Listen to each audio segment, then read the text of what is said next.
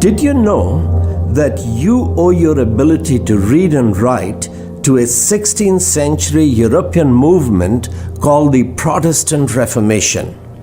500 years ago, the child of a fisherman, shepherd, or carpenter could not have gone to school in Europe. Education was in Latin, mainly for those who wanted to serve the church. The Protestant Reformation took education from the elite and gave it to everyone. Why? Because the Bible taught that ignorance and deception was the kingdom of Satan, but that God wanted all men to be saved and come to the knowledge of truth. He wanted to fill the earth with the knowledge of God.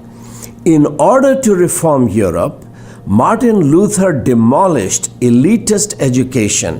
In 1520, he wrote a letter to Christian nobility in Germany, expounding the Bible's teaching that every child of God, whatever his color, class, or gender, is a royal priest. Luther called this doctrine the priesthood of all believers.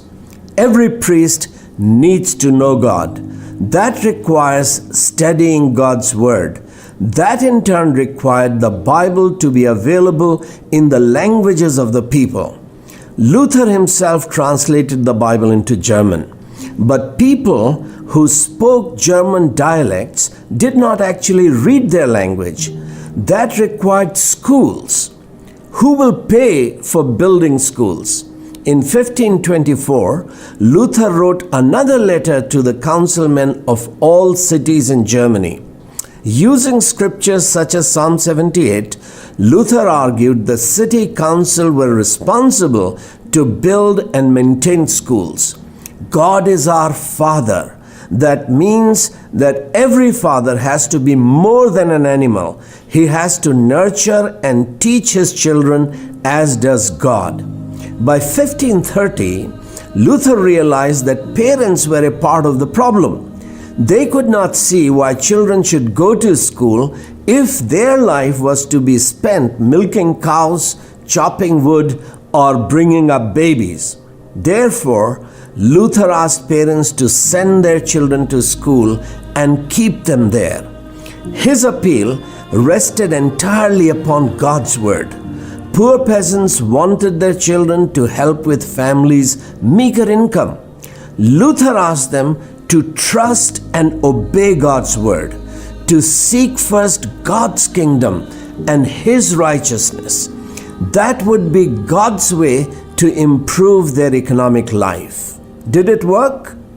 By the year 1600, at least 300 German cities and towns had established schools. These were so effective that as early as 1537, a political opponent, the Roman Catholic theologian John Zwick, stated that if he were a boy again, he would attend a Lutheran school. They imparted better education because these schools were not established to make money. Their purpose was to help every child seek God's kingdom. The education of illiterate masses was God's idea. He gave a written text, the Ten Commandments, to Hebrew slaves who were shepherds and brickmakers. They were oral learners. God wanted to transform them into a great nation. Therefore, He required them to learn to read, write, think, and teach His written word. Turning oral languages of the masses into literary languages makes printing and publishing commercially viable mass media. Making the language of the common man the language of learning, literature, law, and governance democratizes knowledge. It is the foundation of modern democracy. You cannot have a government of the people, for the people, and by the people unless it functions in the language of the people. The Bible turned every dialect into literary language.